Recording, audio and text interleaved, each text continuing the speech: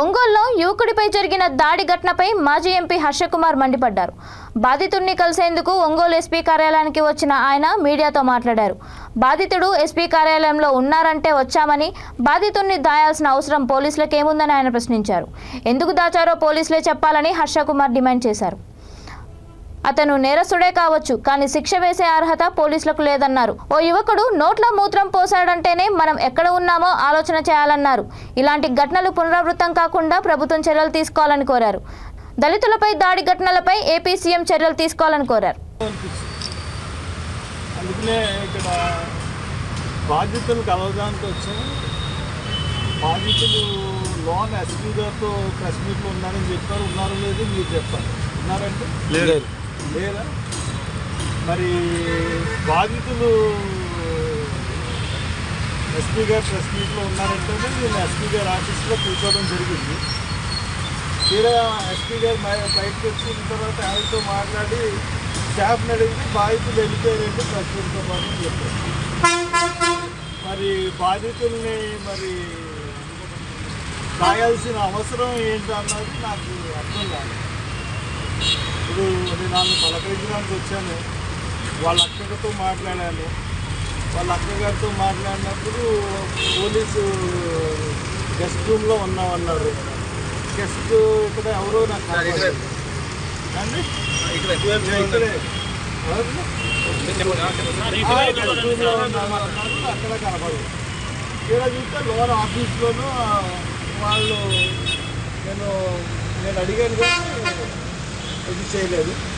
Anyhow ఏం జరిగినా కానీ బాధితుల్ని దాయులు బుద్ధాయిల్ని అరెస్ట్ చేసామని చెప్తున్నారు, కానీ బాధితుల్ని మరి పోలీసులు ఎందుకు దాయాల్సి వచ్చింది అన్నది మనకి అర్థం కాని విషయం. దాని మీద పోలీసులే చెప్పాలి. ఎందుకు బాధితులు దాయాలి? వాళ్ళు ఇంటి దగ్గర నుంచి ఎస్పీ ఆఫీస్కి తీసుకొచ్చిన వాళ్ళని ఎస్పీ గారు బాధితుల్ని మరి ఈ ఎస్పీ ఆఫీస్ మొత్తం అంతా కలిపి నేను ఇక్కడ ఉంటారని నేను వచ్చాను. బాధితులు ఉంటారు కానీ ఇక్కడ చూస్తే ఎప్పుడైతే లేరో నాకు దాస్తున్నారు బాధితులు అనిపించింది. ఎస్పీ గారు కూడా చక్కగా మాట్లాడారు, కేసు గురించి బాగా చక్కగా చెప్పారు. కానీ బాధితుల్ని దాయడం విషయం అన్నది నాకు ఎందుకు అర్థం. ఎన్నో ఇది జరిగిన సంఘటన ముగ్గురు బాధితుడు అఫ్కోర్స్ అతను చాలా శిక్షలు పడి ఫ్యాక్టరీ శిక్ష కూడా ఉంది. చాలా బ్యాడ్ ఫెలో అన్నది చెప్తా ఉన్నారు. కానీ ఏం జరిగినా ఏమి జరిగినా శిక్ష వేయడానికి పోలీసులకు కూడా అర్హత లేదు. పోలీసులకు కూడా అర్హత లేదు ఎవరి మీద శిక్ష వేయడానికి. శిక్ష వేసేది న్యాయస్థానం. ఆ న్యాయాన్ని తమ చేతుల్లో తీసుకుంది. బాధితుడిని మద్యం తాగించిన తర్వాత నోట్లో మూత్రం పోసారంటే ఇది ఎక్కడున్నాం? It's very inhuman. ఎక్కడున్నాం, ఎలా ఉన్నాం, ఏంటి అన్నది మనం చూసినట్లయితే అది